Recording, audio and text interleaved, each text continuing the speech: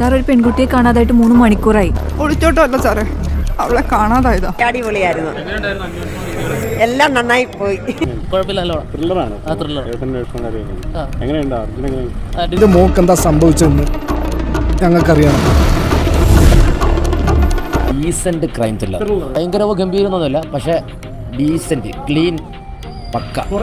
എല്ലാം നല്ലതായിരുന്നു. അർജുൻ അശോകനും അവരെല്ലാം നല്ല അഭിനയമായിരുന്നു.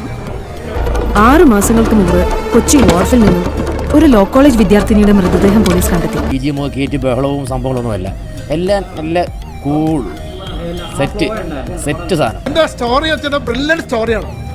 ആ സ്റ്റോറിയെ നല്ല രീതിയിൽ സംവിധാനം ചെയ്യാനായിട്ട് ദിനേശ് സാറിന്റെ മകന് സാധിച്ചു. ചാനലിന്റെ റേറ്റിംഗ് കയറ്റാനുള്ള ഒരു എപ്പിസോഡ് മാത്രമാണ് ഈ മെറിംഗ് കേസ്. അത്രയേ ഉള്ളൂ, അത്രേ പാടുള്ളൂ. നല്ല ആക്ടിംഗ് ആയിരുന്നു.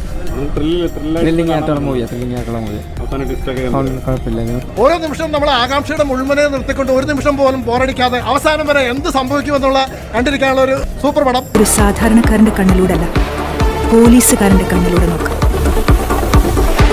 കാരണം നമ്മൾ ഇരുത്തിക്കാൻ നമുക്ക് എന്താണെന്നുള്ളൊരു കുഴപ്പമില്ല. സിമ്പിളായിട്ട് പറഞ്ഞു കഴിഞ്ഞാൽ പുലിക്കുണ്ടായിരിക്കുന്നത് പുലിക്കുട്ടി തന്നെയാണെന്ന് പറയുന്ന പോലെ തന്നെ ഡയറക്ടർ വിനയൻ സാറിന്റെ മകൻ വിഷ്ണു വിനയാണ് ഡയറക്ട് ചെയ്തേക്കുന്നത്. ആത്മഹത്യയല്ല, കൊലപാതക. നല്ല ഫാമിലി പടം.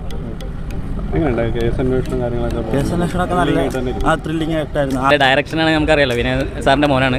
പിന്നെ അർജുന അശോകൻ ഇപ്പോൾ ഇത് കിട്ടാവുന്ന ഏറ്റവും നല്ലൊരു പ്ലാറ്റ്ഫോം ആവുമെന്ന് വിചാരിക്കാം. റീഇൻവെസ്റ്റിഗേഷൻ. നിനക്കിത് എന്തിന്റെ കേടാ? ഏതൊരു ചത്തുപോയി പെണ്ണിന്റെ കേസ് തപ്പിപ്പോയി. ഒറിജിനൽ സ്റ്റോറി ആയതുകൊണ്ട് തന്നെ അതിൽ ഒരു ഒട്ടും അതിന്റെ സ്റ്റൈല് ചോരാതെ തന്നെയാണ് പടം മേക്ക് ചെയ്തേക്കുന്നത്. അതിലൊരു കൈഡി അഭിലാഷനും വിഷ്ണുനും കൊടുക്കണം. അതാണ് പടം. അത് കൊണ്ട് നിർത്തിയത് എല്ലാം കൊള്ളാം. ഇന്റർവ്യൂ ബ്ലോക്കും എല്ലാം നല്ല രസമുണ്ടായിരുന്നു.